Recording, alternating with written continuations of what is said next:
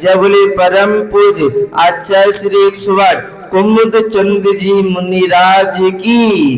जय बोले परम पूज्य बाल योगी आचार्य गुरुवर 108 श्री सौभाग्य सागर जी मुनिराज की।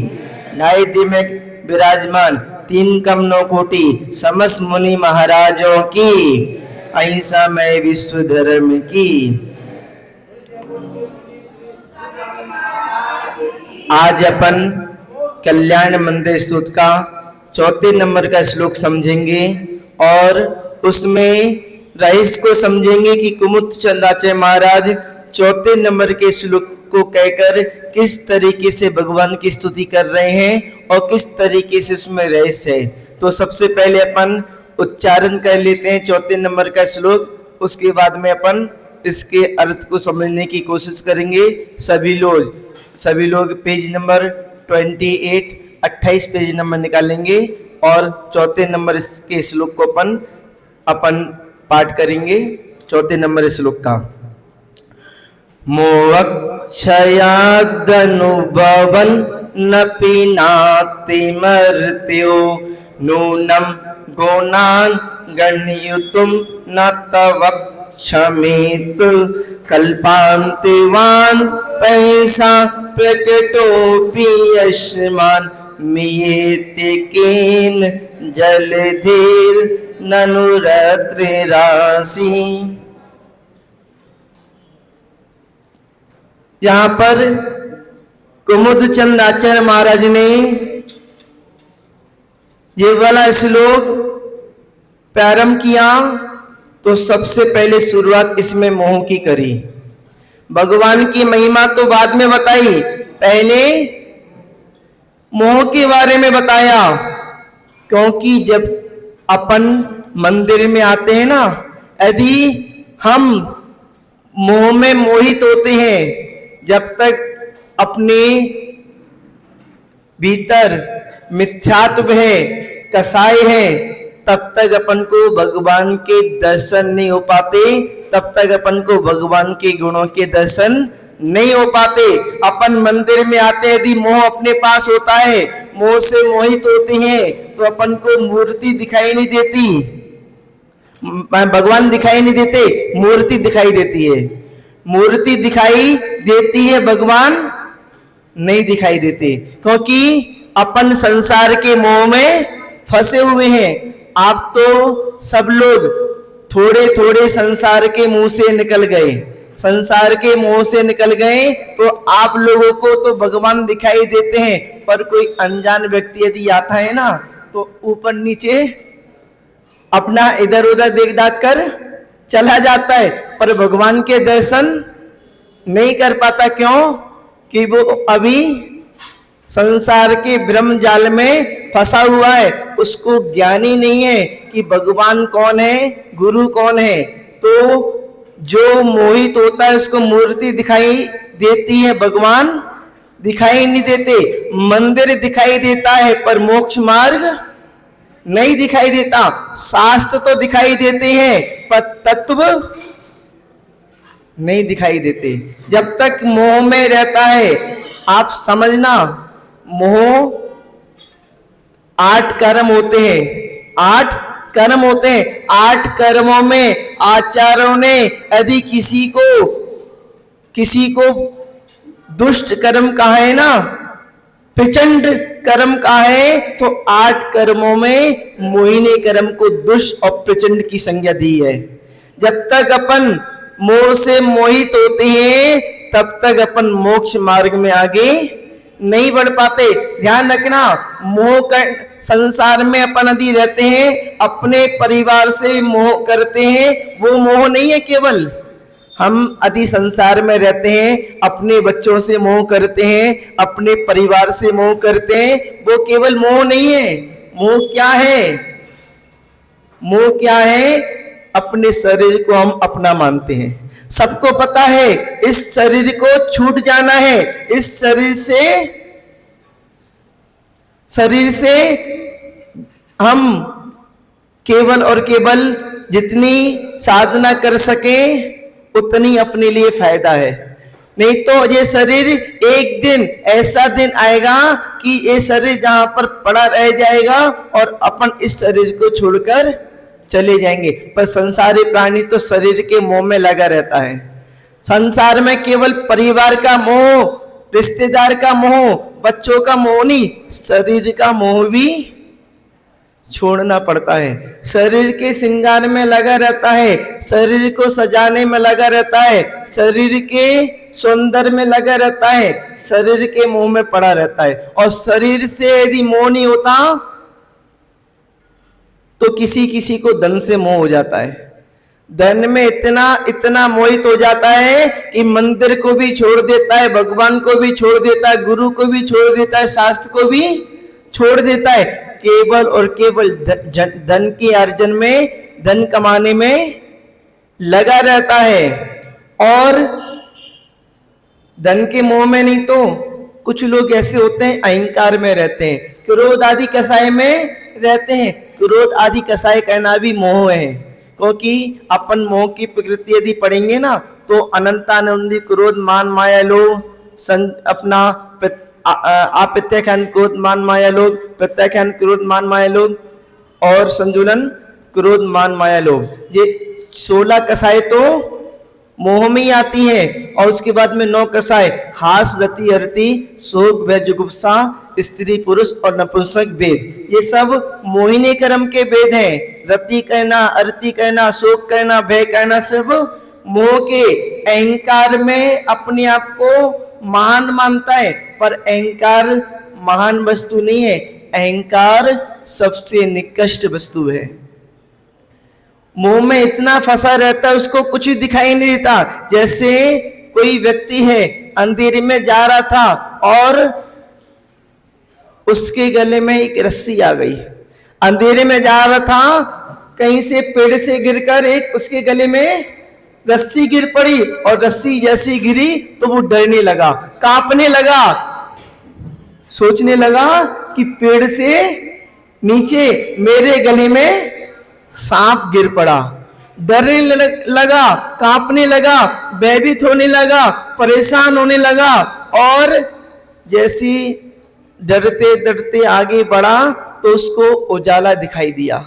जैसी उजाला दिखाई दिया तो उसने अपने गले में देखा कि ये सांप नहीं, ये तो रस्सी है। रस्सी जैसी देखा तो उसका डर, उसका जो कांपना था वो सब समाप्त हो गया। क्यों समाप्त हो गया? उसका जो भ्रम था ना, उसका जो भ्रम था रस्सी को सांप समझने का, वो दूर हो गया। जैसी भ्रम दूर हुआ तो उसका डरना समाप्त हो गया। और अपना जैसे मोह समाप्त हो जाएगा ना तो अपना अपन को संसार अच्छा नहीं लगेगा, धन दौलत आपको अच्छी नहीं लगेगी। धन दौलत तो केवल आपको लगेगा कि केवल अपना जीवन चलाने के लिए, बाकी का साथ में ले जाने के लिए नहीं। अपना जब तक जीवन है तब तक जीवन यापन करने के लिए धन की जरूरत है। बाकी लोग तो ऐसे हैं कि एक वृद्ध व्यक्ति था, वो इतना इतना मोह में मोहित था कि दिन भर अपने धन में लगा रहता था, जोड़ने में। खर्च 1 रुपया नहीं होता था, केवल जोड़ना, इनकमिंग आउटगोइंग कुछ नहीं, धन को जोड़ना, सोना चांदी इकट्ठा करना और अपनी संपत्ति को बढ़ाना। वृद्ध अवस्था हो गई, बुढ़ापा आ गया, उसके बाद में भी धन का जोड़ना, संपत्ति का जोड़ना, सोना चांदी का जोड़ना समाप्त नहीं हुआ।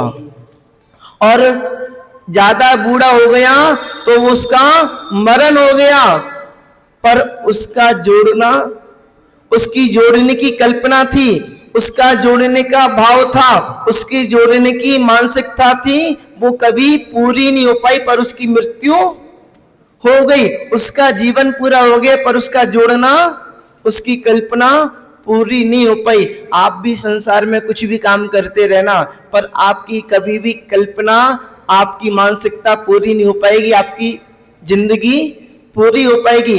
लोग इतने मोह में फंसे हुए हैं, जब मोह समाप्त होता है ना, जब मोह समाप्त होता है, संसार का मोह समाप्त होता है, तो थोड़ा सा ज्ञान का अनुभव होता है, आत्मा का भान होता है, भगवान की पहचान होती है, गुरु पर श्रद्धा होती है और शास्त्र स्वाध्याय करने की इच्छा होती है। तो मोह क्षयात, मोह क्षय हो गया, जिसका मोह समाप्त हो गया, अब उसका धन में, परिवार में, शरीर में आदि किसी चीज में मोह नहीं रहा। जब मोह समाप्त होता है तो प्राणी, संसारी जीव संसार को छोड़ देता है। पूरी तरीके से समाप्त होता है तो संसार को छोड़ देता है, पिछी कमंडल धारण कर लेता है, धन को, दौलत को, परिवार को, रिश्तेदार को, मकान को, दुकान को, सबको छोड़ देता है जब मोह समाप्त होता है। और पूरी तरीके से जब मोह समाप्त होता है तो शरीर को भी छोड़ देता है और अरिहंत अवस्था को प्राप्त कर लेता है। अभी ऐसा नहीं कि मुनि बन गए तो पूरी तरीके से मोह समाप्त हो गया, मुनि बनने के बाद में भी मोह है, हमारे पास राग द्वेष है, पूरी तरीके से समाप्त नहीं हुआ, बस संसार से समाप्त हो गया। संसार से समाप्त हो जाता है तो मुनि दीक्षा को ग्रहण कर लेता है और अंदर से भी समाप्त हो जाता है तो अरिहंत पद को प्राप्त कर लेता है। तो जहां पर मोह समाप्त हो जाने के बाद में अनुभवन, आप सब लोग शब्दों को मिलाते जाना, मोह क्षयाद, क्षयाद में से दा अलग हो जाएगा, आ अलग हो जाएगा, अनुभवन, अनुभवन नपि, अनुभवत अपि, यानी कि मोह के नस जाने पर, अज्ञान के दूर हो जाने पर किसी को ज्ञान की प्राप्ति हो जाती है। अनुभव होता है आत्मा का, भगवान के गुणों का अनुभव होता है, पर भगवान के गुणों का अनुभव होता है, ज्ञान का अनुभव होता है। ध्यान रखना, अनुभव में और ज्ञान में अंतर है, ज्ञान में और अनुभव में अंतर है। जैसे किसी ने ज्ञान प्राप्त कर लिया, शास्त्रों को पढ़ लिया कि गुड़ कैसा होता है, मीठा होता है। किसी ने ज्ञान तो प्राप्त कर लिया, शास्त्रों को पढ़ लिया कि गुड़ कैसा होता है, मीठा होता है, पर उसने चखा नहीं। और जिसने चख लिया गुड़ को कैसा होता है, तो दोनों में अंतर हुआ कि नहीं हुआ? एक ने तो केवल ज्ञान प्राप्त किया है, दूसरे ने उसको चख लिया है। एक ने तो केवल शास्त्रों के ज्ञान को प्राप्त किया है और दूसरे ने ज्ञान को अनुभव किया है। एक ने तो केवल आत्मा की बातों को समझा है, सुना है, पढ़ा है, और एक ने आत्मा के अनुभव को प्राप्त किया है। तो अनुभवन नपि, अनुभव करने के बाद में भी जब तक ज्ञान तो हो गया, ज्ञान होने के बाद में यदि आत्मा का अनुभव नहीं हुआ तो भी ज्ञान अभी पूरी तरीके से हमारे पास प्राप्त नहीं हुआ। केवल और केवल अपने पास पुस्तक का ज्ञान है और किसी चीज का ज्ञान नहीं है। लोग तो क्या करते हैं, बहुत सारे शास्त्रों को पढ़ लेते हैं, जहां पर आप लोग भी पढ़ते होंगे शास्त्रों को।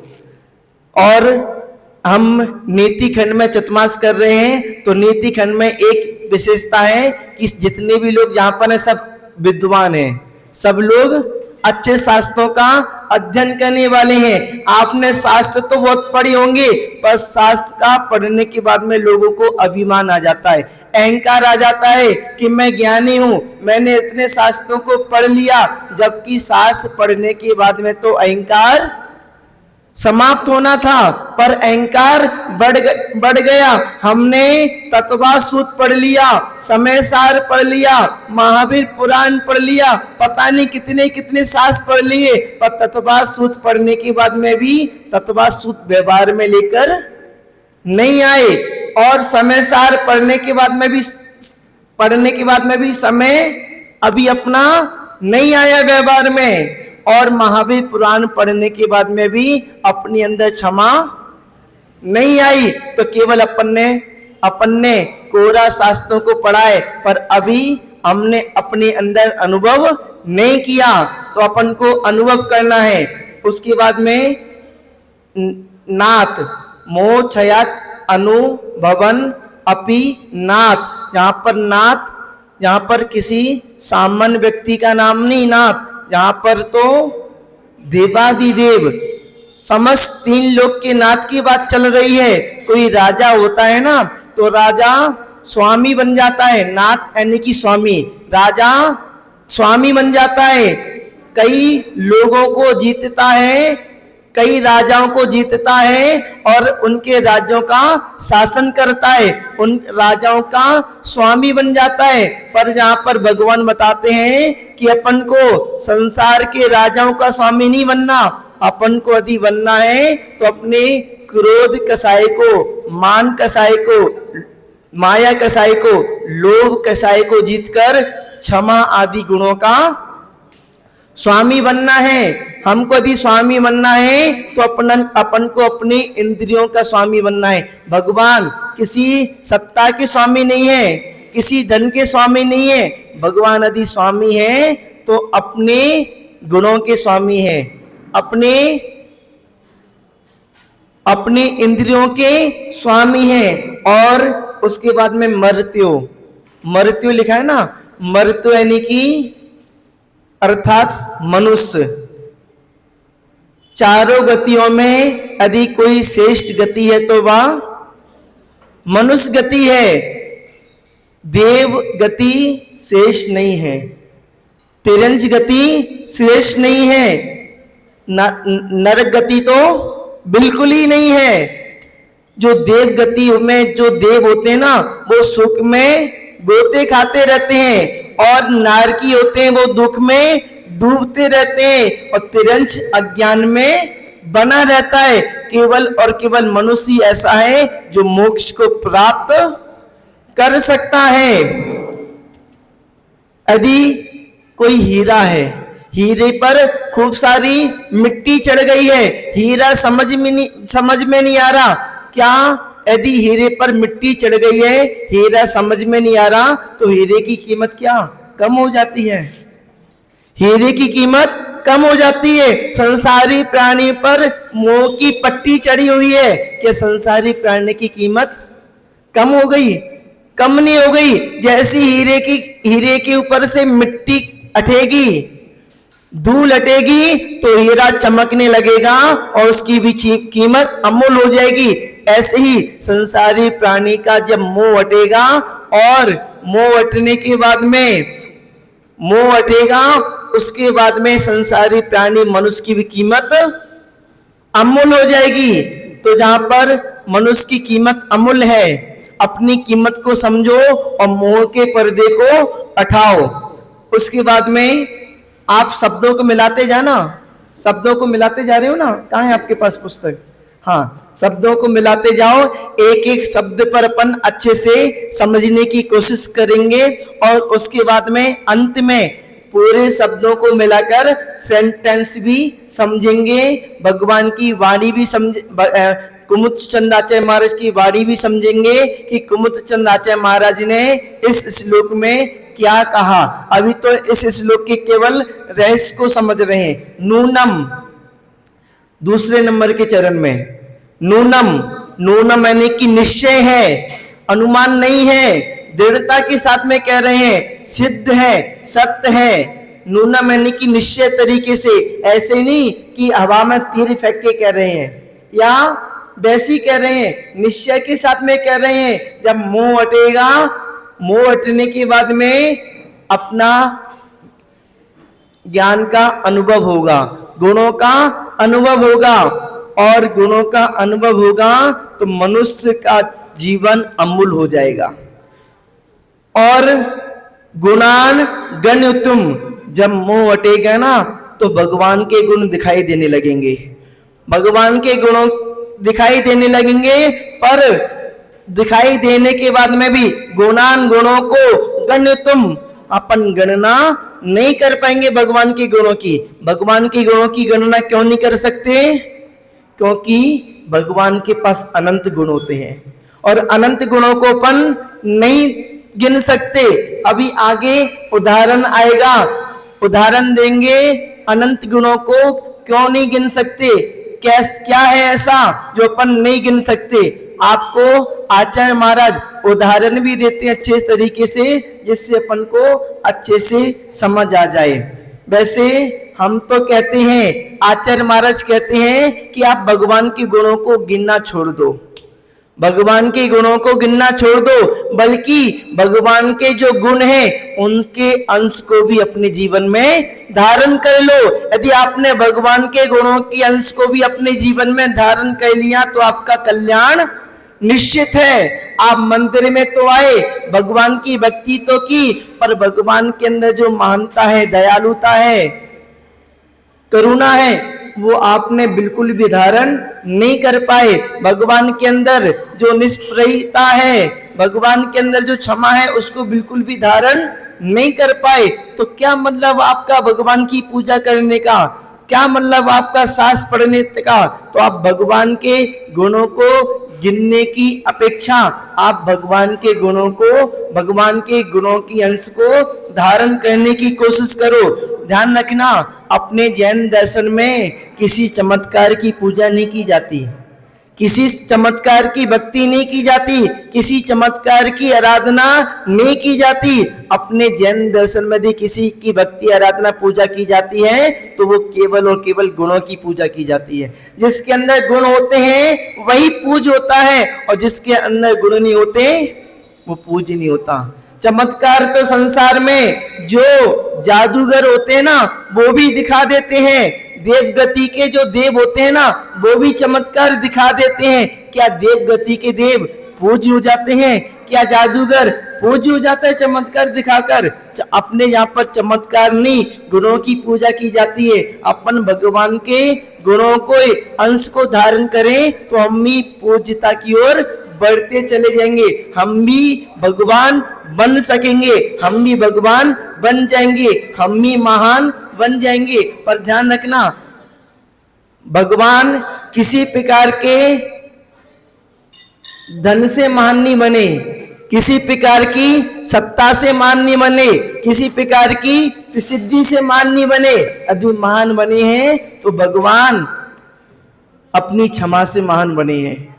पारसनाथ भगवान ने कितनी क्षमा को धारण की, पारसनाथ भगवान के ऊपर कितने उपसर्ग हुए, क्षमा को धारण किया तो आज पूरा संसार पारसनाथ भगवान की पूजा आराधना करता है। यदि क्षमा को धारण नहीं किया होता तो,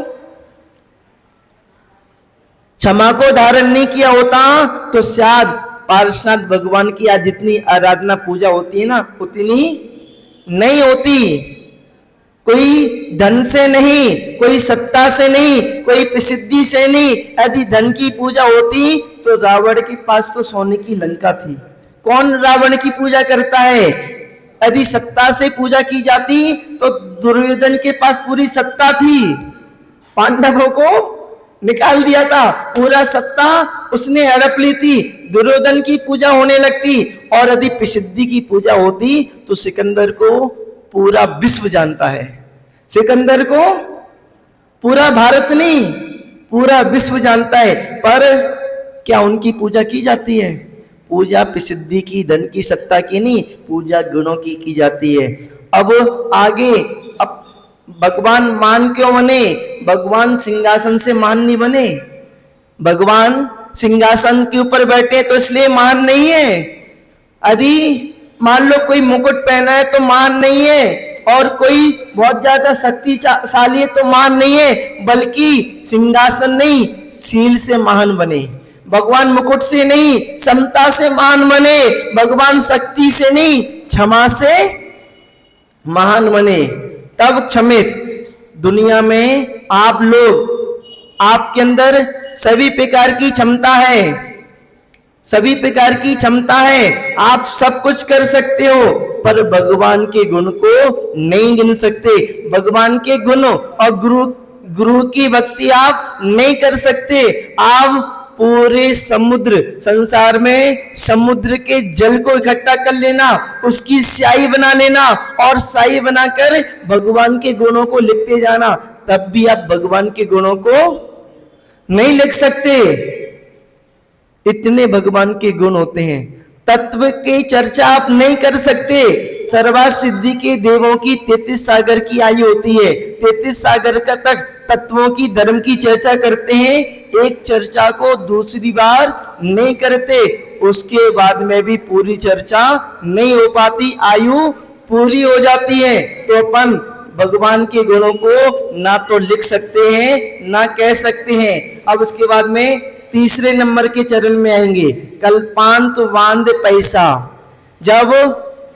जब काल का अंत होता है ना, तो समुद्र पूरा सूख जाता है, संसार पूरा नष्ट हो जाता है। समुद्र जब सूख जाता है पानी, तो समुद्र के अंदर मालूम क्या होता है? समुद्र के अंदर रत्न होते हैं। समुद्र के अंदर रत्न होते हैं, उसको रत्नाकर भी कहते हैं। और हमारे अंदर भी रत्न है।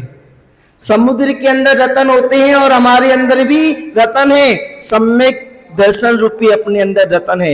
सम्यक ज्ञान रूपी अपने पास रत्न है। सम्यक चारित्र रूपी अपने पास अंदर रत्न है। जो समुद्र के अंदर रत्न होता है वो तो केवल और केवल पत्थर का होता है, और अपने अंदर जो रत्न है वो चेतना का रत्न है। तो समुद्र पूरा सूख जाता है और समुद्र के अंदर रत्न होता है। और रत्न अपन यदि समुद्र के पास जाते हैं ना, तो अपन को दिखाई नहीं देता। क्यों? क्योंकि पानी से पूरा भरा होता है। पानी भी धूलित रहता है, अलग अलग तरीके का दिखाई देता है। पर पानी के अंदर रत्न अपन को नहीं दिखाई देते। क्यों नहीं दिखाई देते? क्योंकि अपन को गंदगी भी दिखाई देती है, धूल भी होती है, और इतना आता पानी होता है कि रत्न पानी के अंदर छुप जाते हैं। ऐसी अपने अंदर रत्न है।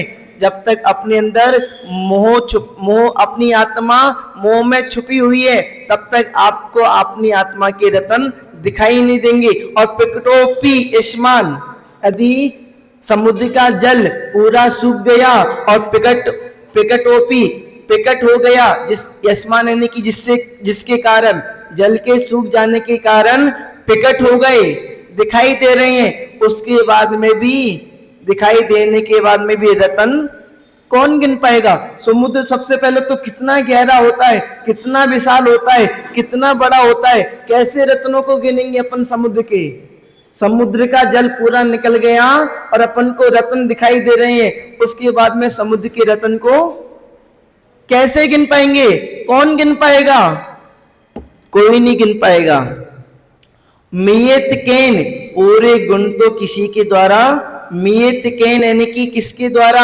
मियत यानी कि गिने जा सकते हैं। पूरे गुण तो किसी के द्वारा भी नहीं गिने जा सकते, पर थोड़े गुण भी यदि अपन ने जान लिए और अपने जीवन में उतार लिए, तो अपन भव से पार जरूर हो जाएंगे।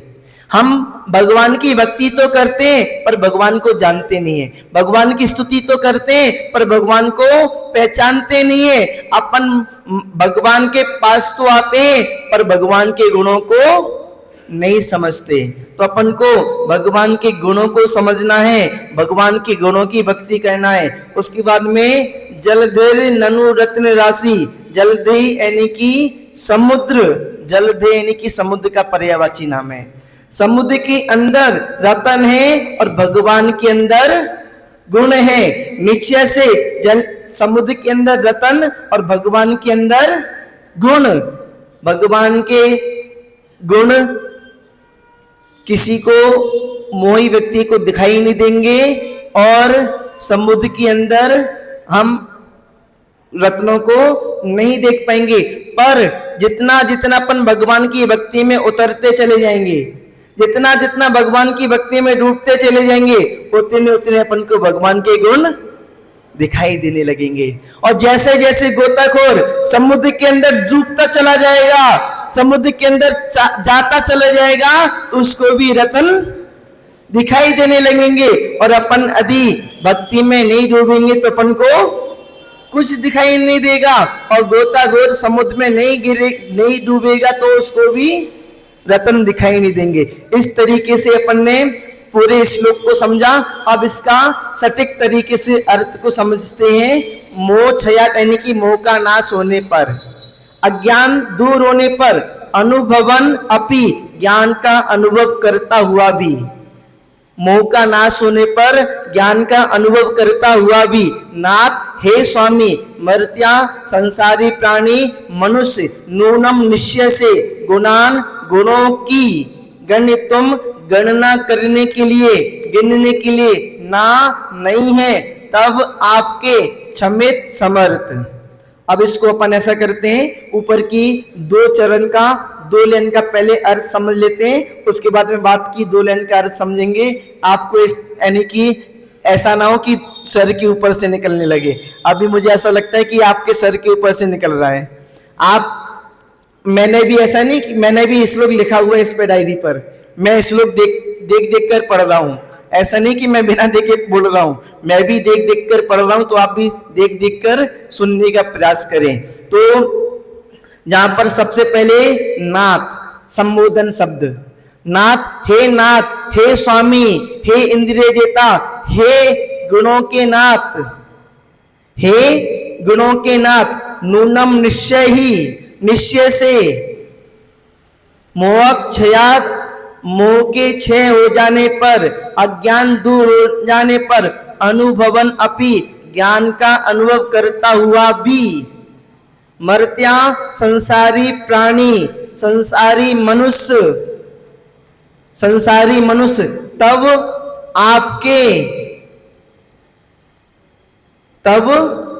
आपके गुणान, गुणों की गणतिम, गणना करने के लिए, गिनने के लिए, गुणान गणितुम, गुणों की गणना करने के लिए, गिनने के लिए, क्षमित समर्थ ना नहीं है। हे नाथ, हे स्वामी, निश्चय से मोह का नाश हो जाने पर भी, अज्ञान दूर हो जाने पर भी, ज्ञान का अनुभव करता हुआ भी, संसारी प्राणी, संसारी मनुष्य आपके गुणों की गणना करने के लिए, गिनने के लिए समर्थ नहीं है। उसके बाद में उदाहरण दिया, कल्पांत वांद पैसा, कल्पांत यानी कि प्रलय काल, जब अपने प्रलय काल यानी कि अपने जो काल चल रहा है, अपना जो पहला दूसरा तीसरा काल, ये सब समाप्त हो जाएंगे। छठवां काल जब समाप्त होगा तो पूरे संसार में प्रलय आ जाएगी, समुद्र का जल सूख जाएगा और सब पूरी संसार भस्म हो जाएगा। अब पूरा संसार भस्म हो जाएगा तो फिर संसारी प्राणी भी भस्म हो जाएंगे क्या? हाँ, पूरे संसारी प्राणी भी भस्म हो जाएंगे। केवल और केवल जो विद्याधर होंगे वो अपने संसार में से 72 जोड़ों को जहां से उठाकर लेके चले जाएंगे। कहां पर? विजयात पर्वतों की गुफाओं में। और 72 जोड़े जब तक संसार में प्रलय रहेगी तब तक 72 जोड़े विजयात पर्वत की गुफाओं में अपना जीवन यापन करेंगे। तो कल्पांत का प्रलय काल में वांत यानी कि सूख गया हो, पैसा जल, प्रकटपि प्रकट हो जाने पर भी, अस्मात् जिससे, मियत रत्नों की गणना की जा सकती है। केन किसके द्वारा?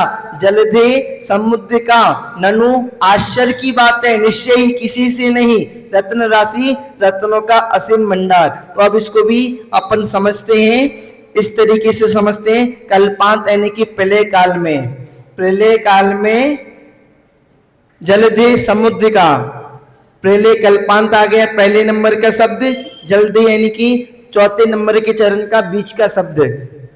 कल्पांत प्रलय काल में जलधे समुद्र का, उसके बाद में पैसा जल, बांध सूख गया हो, प्रलय काल में समुद्र का जल सूख गया हो, अस्मात् जिसके कारण, जब जल का समुद्र का जल सूख गया तो जिसके कारण, जिससे रत्न राशि रत्नों का असीम भंडार, रत्नों का असीम भंडार, प्रकटपि प्रकटोपि प्रकट हो गया, सूख गया, रत्नों का असीम भंडार प्रकट हो गया, दिखाई देने लगा। उसके बाद में भी केन किसके द्वारा, नियत रत्नों की गणना की जा सकती है, ननु आश्चर्य की बात है, किसी के द्वारा नहीं की जा सकती, निश्चय ही किसी के द्वारा नहीं की जा सकती। अब नीचे के दोनों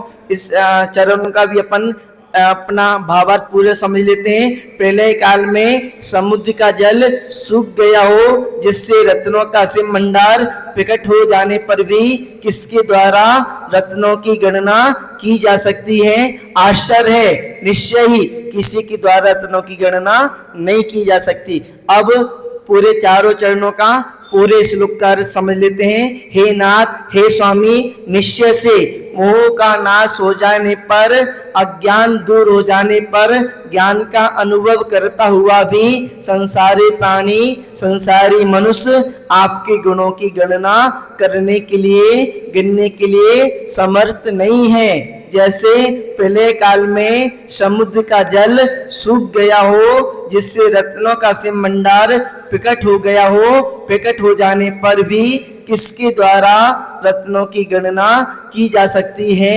आश्चर्य है, निश्चय ही किसी से नहीं की जा सकती। इस तरीके से अपना चौथे नंबर का श्लोक आज पूर्ण हुआ। कल अपन 5वें नंबर के श्लोक को समझेंगे, देखेंगे। आज के लिए इतना ही। जय बोलिए चिंतामणि पारसनाथ भगवान की।